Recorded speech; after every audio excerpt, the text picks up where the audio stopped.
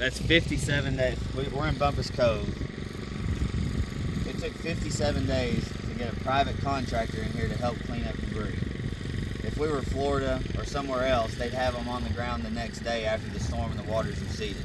But 57 days later, we finally got private contractors in here to pick up debris. That's sad. That's our government. FEMA is really doing their job. But, by the way, my name's Tyler Burleson. I'm with Applachian United Initiative. We've been down here in Bumpus Cove since 3 or 4 days after the flood. I brought equipment down here, left the keys in them, just let anybody use them to try to, get as much headway as we can done. But obviously 57 days later, this is still where we're at. Nobody's down here helping. Yeah, over there. The big pile. FEMA's came in. We've got 3 people down here that have taken money from FEMA. The people that own this single wide right here, they took money from FEMA. A guy down here on the corner, he took money.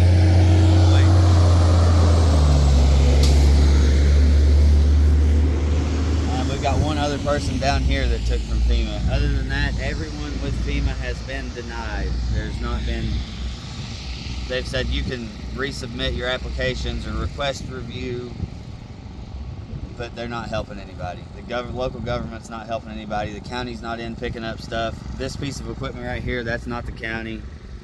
That's somebody that's volunteered to come out and help clean up. Somebody with their own, their own dump truck and their own equipment. They've came out to help out. Our government, local government's not doing anything for us. But we can walk down this way. All right. And there's 7 houses down here that are completely gone. And it still looks like a war zone 57 days later. And we're kind of getting ignored and put on the back burner. The only help that we've got is a couple of organizations and volunteers, people that are kind enough to come and spend money out of their own dime and help out. I mean, it's sad. We had to raise hell over Little Germany's road back here. It got washed out, and these 40 people live back there, 40 families. And the mayor came in and said, well, you're pretty much on your own. We're not going to do any more airlifts. Not going to do any more airdrops. If you want to get out, you get out now. And a guy from Kingsport showed up, and you can't see the road, but a guy from Kingsport showed up and started working on it. That made the county mad, so they got Summers Taylor in to come in and build a road for them. And now they've got a one-way road, but it's going to be 2 years before they get water, running water. They've got power, but it's taken the county so long to do things. How long did it take for the one-way road? 4 weeks. It took them 4 weeks to get that done, to finally get it done. Most of these people down here don't even have running water. I mean, there's one guy over here, his name's Bill, and he's got a spring, and it feeds out over there past that camper down there. Can't really see it because we're not close enough, but it feeds out of that, and it feeds his house. But he's the only one down here with running water right now. Everybody else is kind of up the creek without a paddle, so to speak.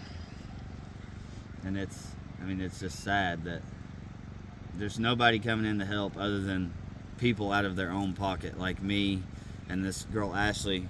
She's kind of set up a little base camp over here with the green military tent, and Connex and this little makeshift shed over here. And that's kind of the base of operations here, and she's been here since day one. Since the water receded, she's been here. So this base camp is serving what, 50 families, 60 families? There's 38 homes that were lost here. A lot of them are staying elsewhere. They got family and things, but you don't want to stay with somebody forever. You want to come back home. You want to come back to your home. But some of these people will never be able to rebuild. I mean, if we walk down there, you can see that where the 7 houses were, that land went out.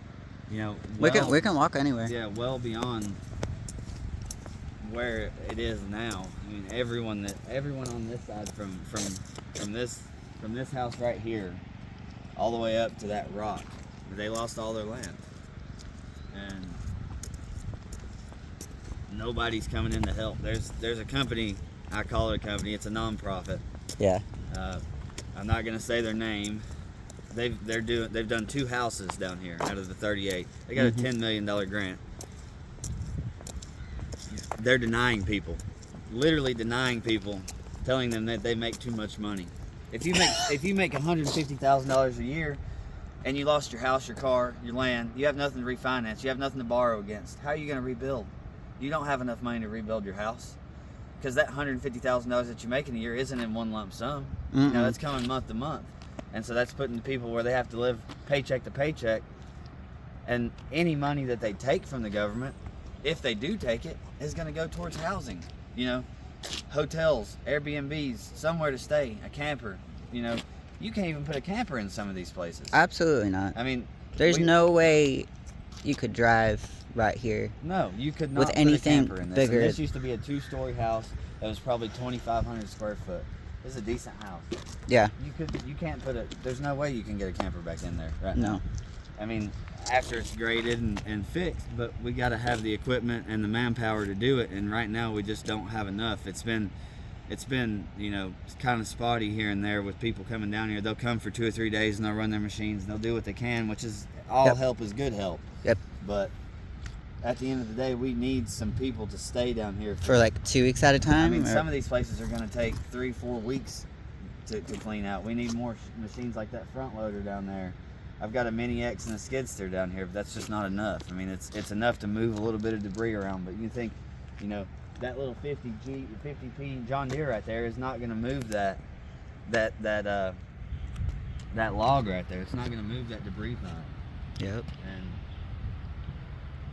there's still houses that need to be torn down. I mean, it's just, it's sad.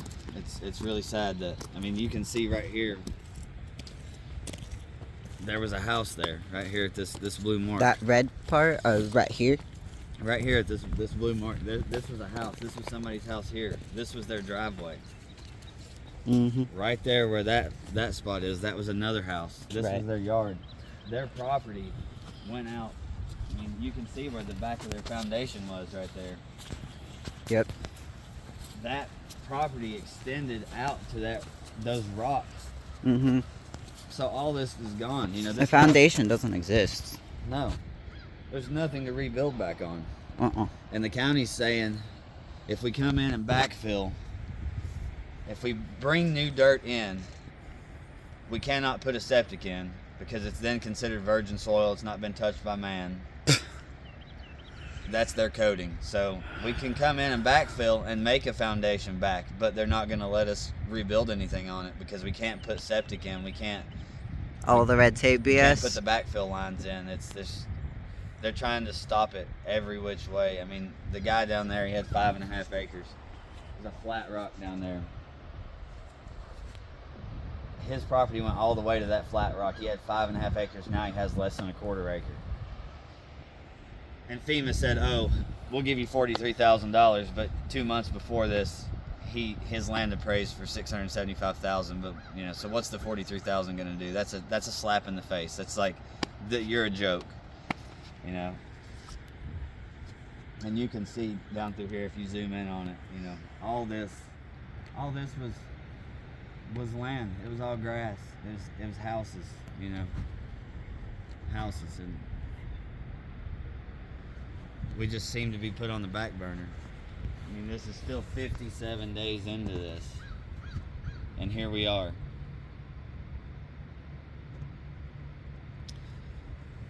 Let's walk down towards this way. All right. We'll navigate down this way. We'll show you the 2 houses that the nonprofit has built, and I don't see any more signs up. So I don't think they're rebuilding any more houses down here. You know, with $10 million, you can build 150 houses easily. Oh, I know. But for some reason, they're denying people. Oh, you make too much money. Well, some of these people lost their jobs. They lost their house, their car. They lost everything. We lost 350 jobs in Erwin, just in Erwin alone. Do you know the population here? Over here, from Embryville to here, the Embryville community is around 650 people. Okay. But in this specific area, we lost 38 homes. And there's a few that are rebuildable. You know, they're salvageable. This brick house down here, it's been gutted out, but it needs new floor joists. It needs new floors, all new sheetrock, studs, everything. It basically needs to be reframed. Of course. There was a house up here on the top, right there where that shed is. They just tore it down in the last 2 or 3 days. This lady here, she lost everything. I mean, lost everything. FEMA denied her. Said she had too many assets. Now's not the time for red tape. I mean, I see a bunch of assets, but what can you do with them? Unusable assets. Yeah. I mean, and they're not really even worth anything. There's an old Pontiac. I mean, that thing was worth $1,000. You know, it's nothing to write home about. But everything she had is gone, all piled up in these debris piles right here.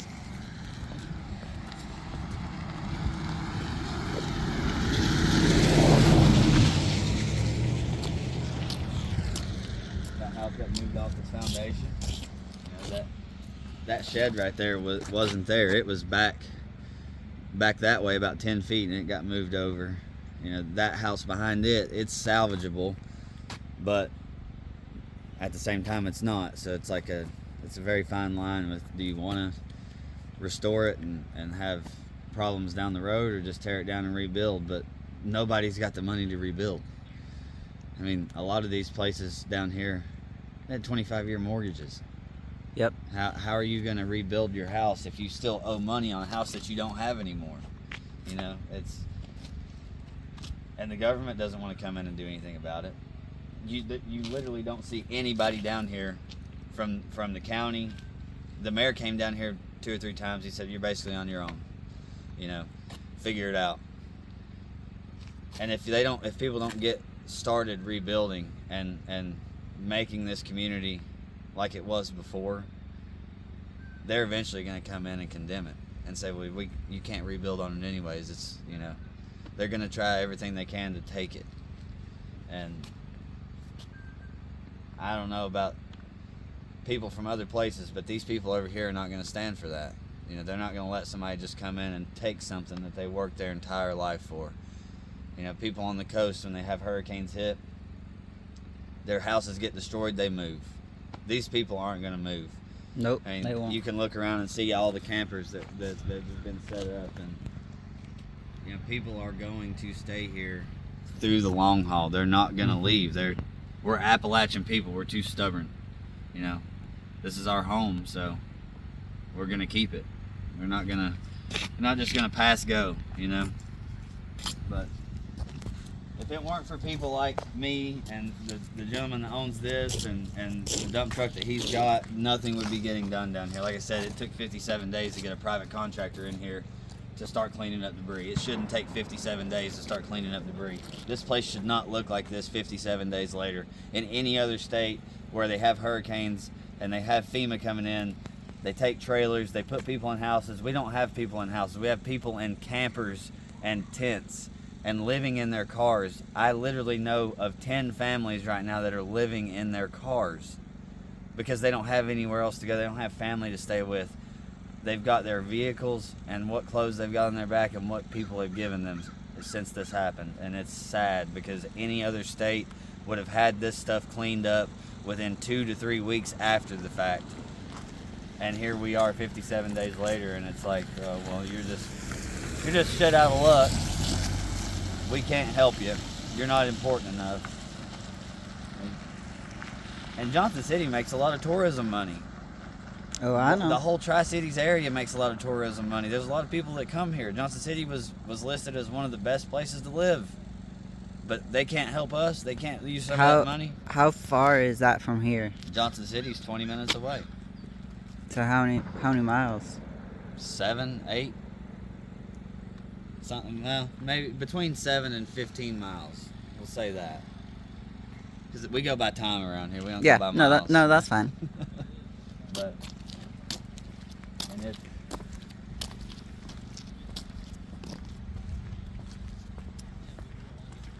shouldn't look like this anymore. They got the siding up on that yesterday, so they've built that house right there, and they've built that house over there. Those two houses. Those are the only two houses that this nonprofit that got their $10 million grant have built. And it's just not fair. If somebody gave me $10 million, I'm going to use $9 million of that. Because you got to have operating expenses. But I'm going to use $9 million of that to build people's houses back. And I'm not going to discriminate. If they lost their house, they lost their house. You know, rebuild it for them. Put them in something. You know, get them some shelter. It doesn't have to be extravagant. It doesn't have to be a massive compound. Just something that's theirs that they can call home again. Because somebody going through this and having to fill out all the paperwork and then getting denied is sad. You know, it shouldn't happen that way. There's the accident. That woman's been down here since day one.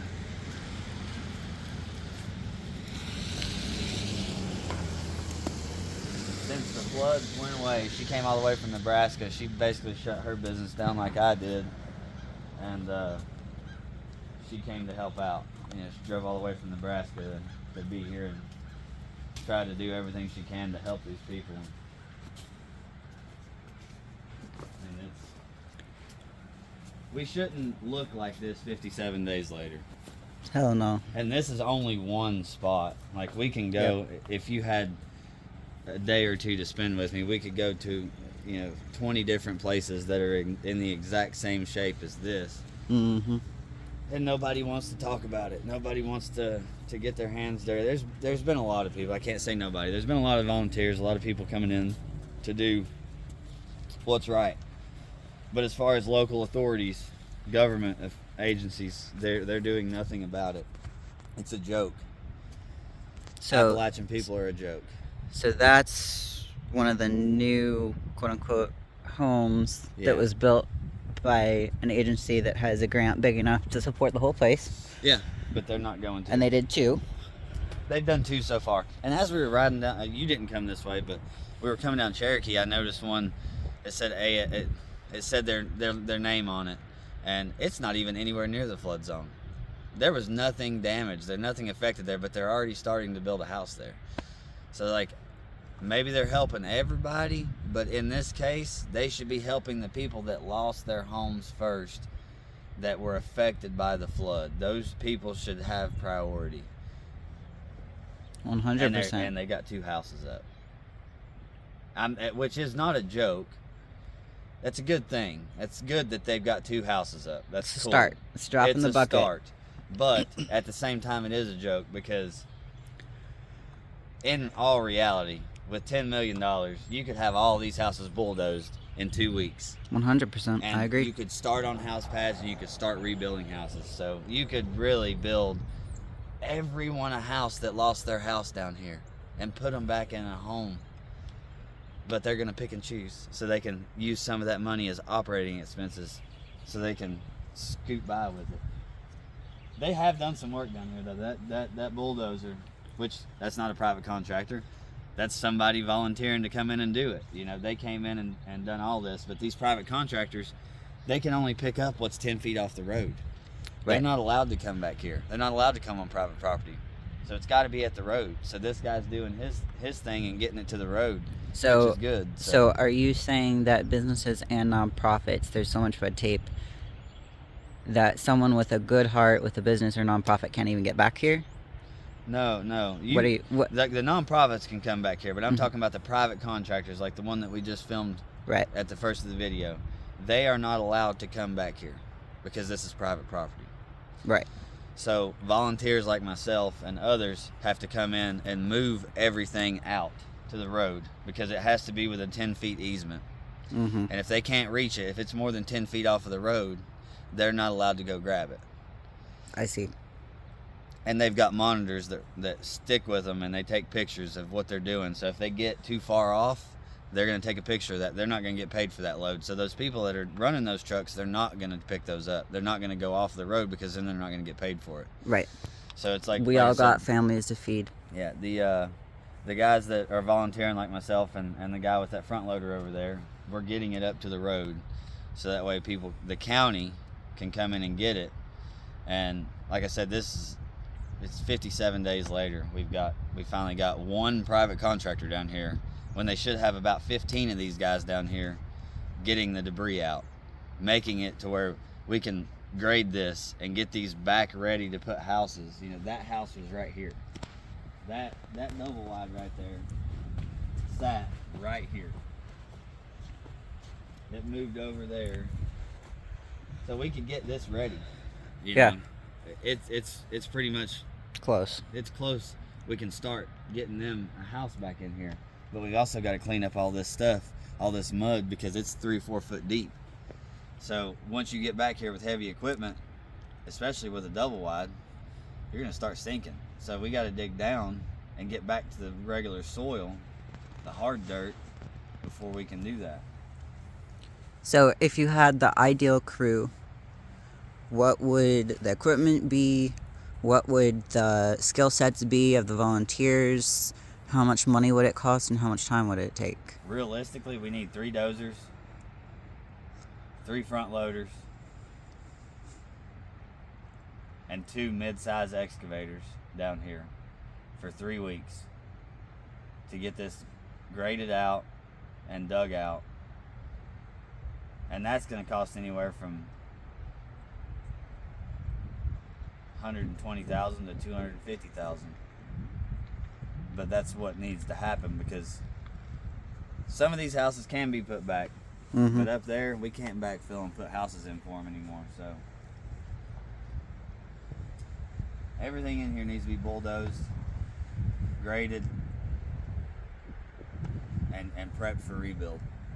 And that's what needs to happen. But you know, that's not what's happening. We got some good guys coming in every once in a while, and they come in and do a lot. Like this is a lot of work that they got done, because he can move material. You know, we got guys down here with mini X's and skid steers. We can't move this amount of material. We need equipment like that front loader, 320 cats. You know, we need some big equipment to get this stuff done, because if not, it's going to take months and months and months. With what we've got, it would take 6 months to get this back to somewhat normal. And we don't have that kind of time. Can you tell us a little more about the weather, people in their cars, tents? The weather's changing already. I mean, we got our first snow yesterday, night before last. Next week it's going to be down 22 degrees for 4 days straight at night. It'll get up to 30s in the day, and then it's going to get a little warmer towards mid-December, and then it'll go back, and it's going to get cold, and the ground's going to freeze, and it's going to be harder to dig. It's going to be harder to move material. It's going to get tough, and especially with the people that are living in tents and their cars, because they're relying on places like our relief center to give them fuel and propane and keep them warm with sleeping bags. And it's going to be tough. It's going to be a tough next 6 months, because it's going to get cold, and we don't have the time. We don't have the time to get this rebuilt and get people back in homes. We just don't. We're trying to build temporary shelters for them and get campers in, but you know, one group can only do so much, and we need the help doing it. Whether you want to donate a camper or donate some money so we can buy campers, donate money to help buy shelters for these people, because we've got a list of like 65 people that are living out of tents and their cars and with other people. Basically a list of people without a home, and we've got property to put tiny homes on and shelters, but we just don't have the funds to make that happen yet. And that's what we're working towards, is to get people into something so they don't freeze, because the cold weather can kill you, and that's a fact. So we got to get people. It is. We got to get people out of the weather, because I think we haven't had a snow in November in like 4 years, and we just had a snow, and we've got more snow coming next week. So I think this is going to be a rough winter. And with all the weather changes and this flooding happen, we can't put that past us. I mean, we can't say, well, we're probably not going to have a bad winter. You know, we gotta think that we're going to have the worst winter that we've ever had, because we got to get people into into shelters and out of the weather. If not, we're just going to lose more people on top of what we've already lost. And they're not telling what the real numbers are. There's 25 to 35,000 people dead. If you count the homeless, the immigrants, the illegal immigrants, the undocumented people, and the U.S. citizens, the documented people, there's 25 to 35,000 people dead between Asheville and here. And they're never going to report that. The White House administration's got to look good. They can't put a bad face on. It was election year. Even though they already lost, they might as well come out and tell the truth. But I don't think our government knows how to tell the truth about anything. So, but we don't want to lose any more people. I mean, it's nobody wants to lose people. Nobody wants to lose their family members. And some of these people don't have families to go to. I mean, they don't. It's a simple fact of the matter. But we're trying to help out everybody that we can and do everything that we can, but it's not moving fast enough, and it's getting colder every day. So we got to keep these people warm and keep them and get them in a shelter and get them off the ground, because it's just not a good situation. And this is only one area. We could go back down that way 5, 10, 15 miles, and there's still the same thing in other places. There might not be as many houses, but there's still people that lost their houses, that are staying in their tents, they're staying along the riverbanks, that, you know, where they lived, and they're trying to survive. And if it weren't for places like us, to where people can come and feel like they're not being judged, and they can get what they want, you know, get what they need, you know, nobody would have anything. If it weren't for generous donations and people actually caring, we wouldn't have nothing. We wouldn't have shit. We wouldn't have shit, because our government's not giving it to us. They're not even giving people breaks on their mortgages right now. I mean, there's a house, these houses here, they owe mortgages on, and they're still knocking at the door. Hey, pay your bill, pay your mortgage. Like, they need to throw some forgiveness out there. These people didn't cause that. And there's families right now where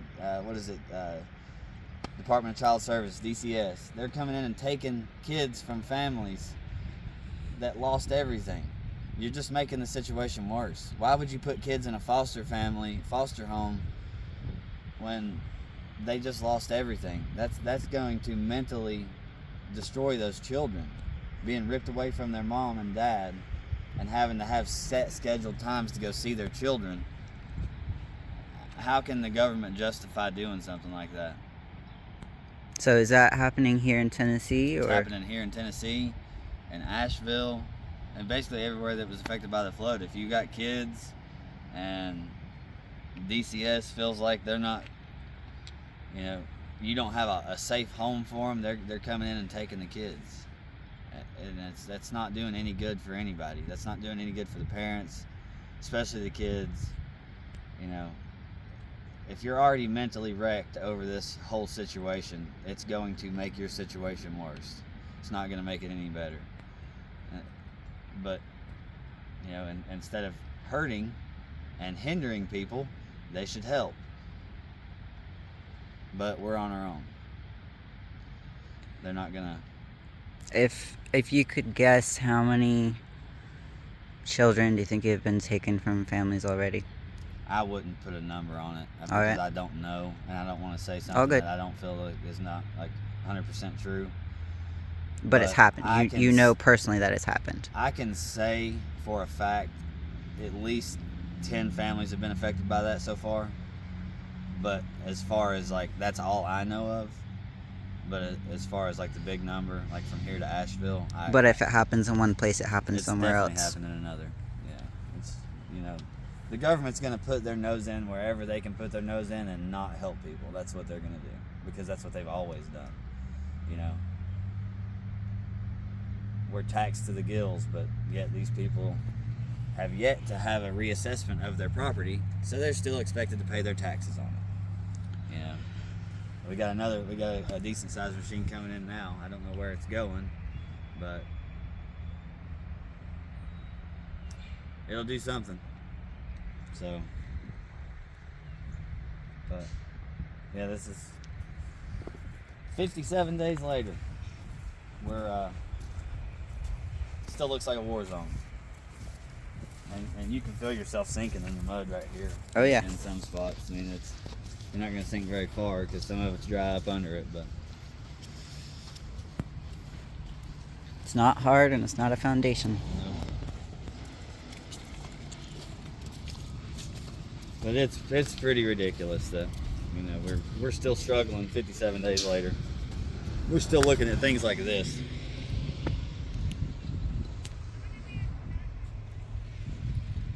And we shouldn't be. We shouldn't be.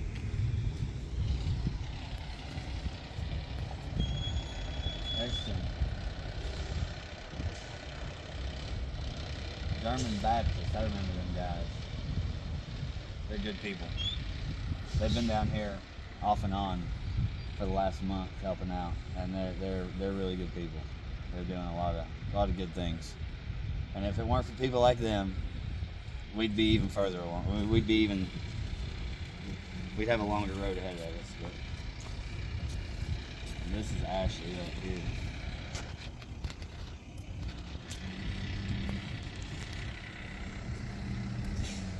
Good morning. Do you want to be in a video or no? Ashley, this is Aaron, and Hi, Aaron. he's got a good network of people, and we're just Wonderful to walking meet around you. talking about all the Beautiful. bullshit that the government's not helping us with. Oh, okay. It's a good thing there's people like us then, huh? Yeah. And then they've been down here. Bowman? Yeah. A lot. Bowman and Wells Construction. So it's Bowman excavating. Yeah. They came out of Roanoke, Virginia, and then so did Wells Construction. And they're the ones who helped do a lot of tear downs and stuff. They helped do a lot of debris removal and land clearing. So it's helping hands and feet. Those were the ones who brought almost all the equipment other than what we have of yours at Stake Hill. Yeah. Which I can't do much Morning. of mine, but I can do more than a lot of people. But Yeah, well, I mean, without it, we would have been definitely paralyzed quite a bit. Yeah, so I took the Mini X over to one of the other properties yesterday because we had trees pinning everything shut. And then somebody made a wrong cut, and the trees did this. And I had the best time watching two grown men fight with an 8-foot chunk of monster tree. yeah. Finally, they were like, okay, truck and trailer pinned inside. We're like, we gotta, yeah, nope, the little skid they had out there was not moving it, so we set the Mini X to help stabilize and move it, and then we're gonna try to finish cleaning that up so they can get in and out of their driveway tomorrow. Do you need the Mini X down there again today? Yeah, Okay. that's why I left it. I didn't figure you'd have a problem. No. I didn't know who put it on there. So I I was did. like, what the hell? I did. Who's stealing my... Nobody's stealing it. We're just, But we had a good meeting with a nonprofit last night, Save Our Allies. And, Yeah, Dustin. And somebody else. And Skyline. yeah, well, there was another group too that came in, but they're gonna. Well, I know it was Save Our Allies and Skyline. Yeah, Those it are was, two it of was them. those two, but there was another group that came in too. Was it United Cajun Relief? No. Or Cajun Relief? Or? No, nobody's been there from the United Cajun Navy. Nobody at all. Has Well, I know been. Jen was on the phone from United Cajun. Yeah, but I'm talking about at our facility. Nobody's been there. Nobody's ever had boots on the ground at. Well, Jen's was here for Here, a yes, week. Yeah. yes.